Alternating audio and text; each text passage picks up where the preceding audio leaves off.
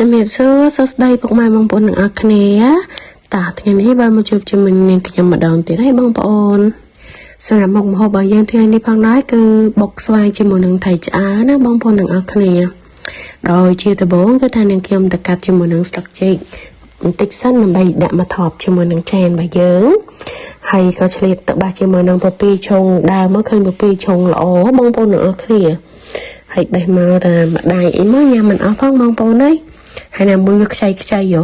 មើលទៅថាអូយតំណងណាបេះមកប៉ិននេះអីនោះដឹកគ្រឿងផ្សំរបស់យើងបងប្អូនគឺថាងាយទេគឺថាមានតែប្រហែលមុខនេះគឺថាយើងអាចបុកជាមួយនឹងស្វាយខ្ចីរបស់យើងបាន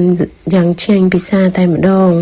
ដោយជាដំបូងគឺថានាងខ្ញុំចាប់ផ្ដើមត្រាំជាមួយនឹងបកាគៀមរបស់យើងគឺថាយើងដាក់ត្រាំចោលបន្តិចទៅបងប្អូនហើយយើងមកចាត់ជាមួយនឹងស្វាយខ្ចីរបស់យើងទៅបងប្អូនទាំងអស់គ្នាសម្រាប់ស្វាយគឺថាយើងកុំយកខ្ចីពេកបើបងប្អូនក៏អាចចូលចាត់ជូរក៏អាចយកហាងចាខៀលល្មមទៅគឺថាឆ្ងាញ់ហើយបងប្អូន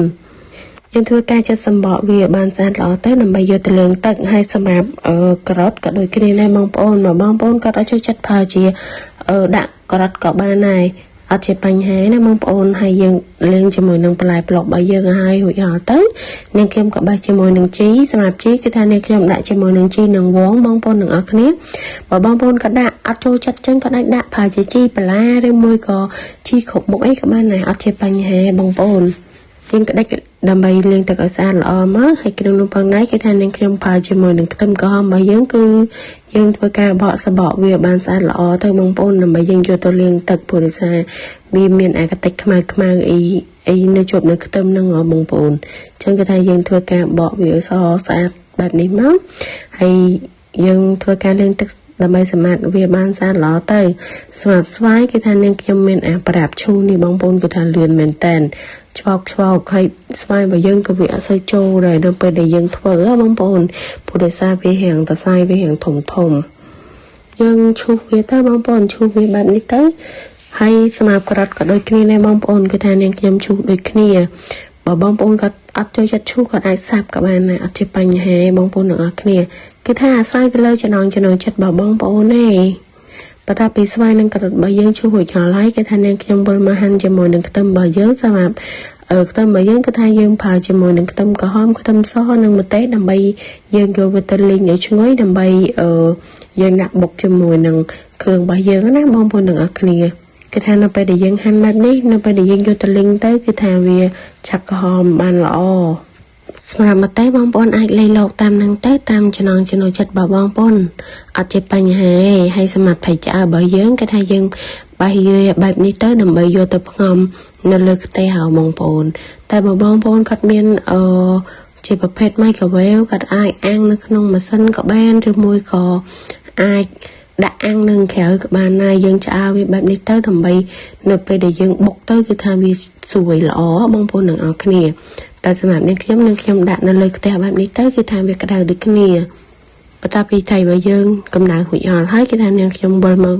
លីងជាមួយនឹងខ្ទឹមសខ្ទឹមក្រហមរបស់យើងបងប្អូនអញ្ចឹងគឺថាយើងធ្វើការលីងវាដើម្បីឲ្យវាឈ្ងុយល្អទៅមុននឹងយើងយកទៅបុកមើលទៅថាខ្ទឹមរបស់យើងក្រហមល្អហើយគឺថាយើងដាក់ក្បាលរបស់យើងទៅបងប្អូនទាំងអស់គ្នាដើម្បីយើងយកទៅបុកវាហើយយើងធ្វើការបុកវាទៅបុកថាឲ្យវាម៉ត់ល្អទៅបងប្អូនមើលទៅថាវាលោតពេកយើងអាចបន្ថែមជាមួយនឹងគ្រឿងទេសចូលហើយទៅជាពិសេសគឺថាស្ករសប៊ីចេងហើយនឹងម្សៅស៊ុបបងប្អូនគឺថាយើងវាល់តាមចំណងចិត្តរបស់បងប្អូនទៅយើងបុកបែបនេះគឺថាវាអត់លោតទេបើយើងអត់ផៅជាមួយនឹងស្ករសទេគឺថាវាពិបាកបុកវាលោតអញ្ចឹងមើលតែគ្រឿងរបស់យើងយ៉ាងម៉ត់ហើយគឺថានាងខ្ញុំចាប់ផ្ដើមដាក់ជាមួយនឹងថៃឆ្អើរបស់យើងចូលទៅដើម្បីធ្វើការបុកវាដូចគ្នាមើលទៅថាថៃរបស់យើងចាប់ផ្ដើមម៉ត់ទៀតហើយគឺថាយើងដាក់ជាមួយនឹងបកាគៀមរបស់យើងចូលម្ដងហើយយើងធ្វើការច្បល់វាឲ្យសព្វទៅបងប្អូនទាំងអស់គ្នាបន្ទាប់ពីការច្បល់របស់យើងមើលថាសព្វល្អហើយគឺថាយើងចាប់ផ្ដើមចាប់ជាមួយនឹងស្វាយហើយនឹងការ៉ុតរបស់យើងបញ្ចូលមកបងប្អូនដើម្បីធ្វើការបុកមើលថាត្បាល់គឺថាហាងស្ទើហើយបងប្អូនអើយយើងឈុំតិចទៅឥឡូវគឺថាត្បាល់បែបស្ទើអញ្ចឹងគេថាចាក់ដាក់ខ្លាំតែម្ដងដើម្បីច្បល់អត់ជាបញ្ហាបងប្អូនគឺថារសជាតិនៅដដែលព្រោះដោយសារគ្រឿងរបស់យើងលេងមុនហ្នឹងគឺរួចហើយ នៅតែយើងដាក់ជាមួយនឹងស្វាយខ្ចីរបស់យើងចូលទៅគឺថាអូខេហើយក្នុងនោះគឺថានឹងខ្ញុំបន្ថែមជាមួយនឹងទឹកត្រីចំនួន2ស្លាបបាយបងប្អូនគឺថាដាក់វារាងដិតតិចទៅយើងធ្វើការច្បល់ហើយយើងរោយជាមួយនឹងជីនឹងវងរបស់យើងបញ្ចូលទៅបងប្អូនដើម្បីឲ្យវាមានក្លិនឈ្ងុយបងប្អូនអាចលៃលក់គ្រឿងតាមនឹងបានព្រោះដោយសារ